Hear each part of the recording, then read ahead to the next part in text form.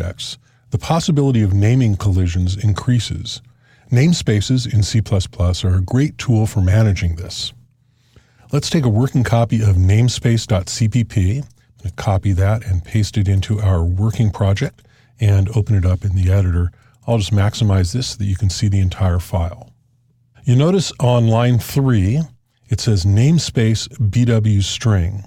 We'll cover the details of the classes and methods and things like that in the rest of this chapter, but we're just concentrating right now on the namespace. So you'll notice I declare a namespace BW string, and then there's an open curly bracket.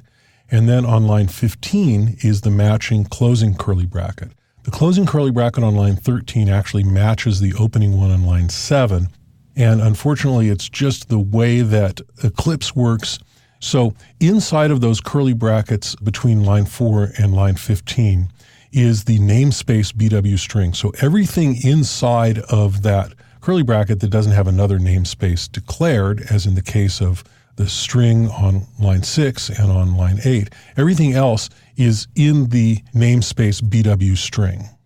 So I'm going to bring us back down to size here, and we're going to go ahead and we're going to look at the usage of all of this, line 17 through 24, and we'll just go ahead and we'll do the compile and run, and you'll see what happens here.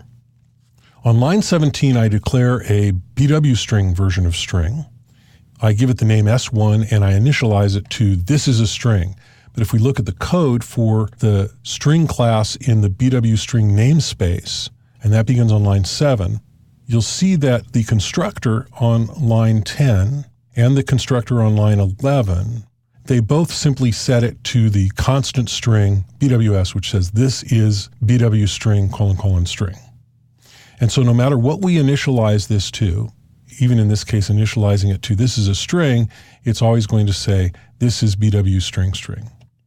So if instead I take off this BW string here and I change it to std, which is our standard namespace, and I compile and run this again, you'll see that now I get a standard string, which says this is a string.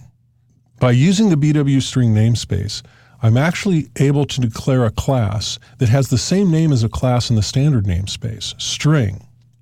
We can differentiate it by using the namespaces here. So you'll notice that I don't have in this anywhere using namespace standard, which we normally have at the beginning of all of our C++ files. You see, I don't have that up here because I'm actually using several namespaces.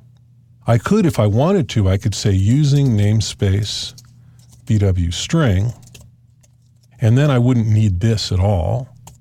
And then when I declare string, I get the BW string, and I'm going to save this and run it, and you'll see that we get the BW string version because I said using namespace BW string. So using namespace means from here to the end of the file or until we see another using statement, I'm going to be using this namespace unless I say otherwise. So here I've actually declared a standard string and standard cout and standard endl. Those names, those tokens actually exist in the standard namespace.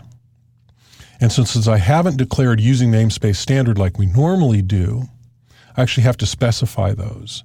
If I take those off, if I were to remove this one here, it wouldn't be able to find that symbol. You see right there? Symbol cout could not be resolved.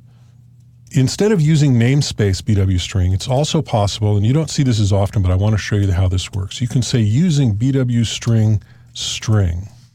Every time it sees the word string, it'll look in the BW string namespace, but it won't look for other things in the BW string namespace. So if I were to take out this one here, for example, it wouldn't find that one, but I could say using standard cout, and now it would find both of those.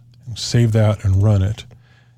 And I'm just going to click the run in the background button there. So you see that it's looking for string in the BW string namespace, and it's looking for cout in the standard namespace. So if I remove these, which is actually the more common way to do it, and it's more explicit, I can specify which one is which. And you'll often see code written without any using statements at all. So we'll save this and we'll compile and run it. There we have it. Namespaces are very valuable in C++ and they're very commonly used. Typically, they're defined in header files with the class definitions that use them. Now let's delete the working file